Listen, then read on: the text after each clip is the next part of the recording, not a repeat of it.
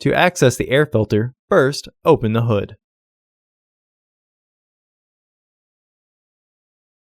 The air filter is located here. Pinch this hose in order to release it.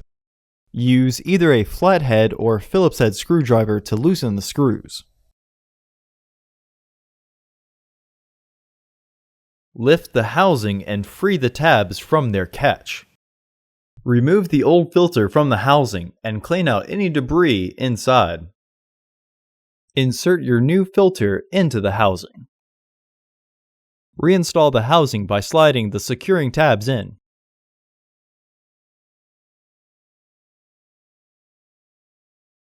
Reinstall the screws.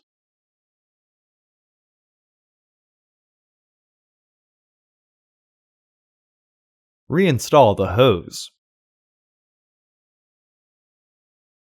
And close the hood. Order your parts today at filterheads.com. Also, please like our video and subscribe to our channel so you won't miss any new content.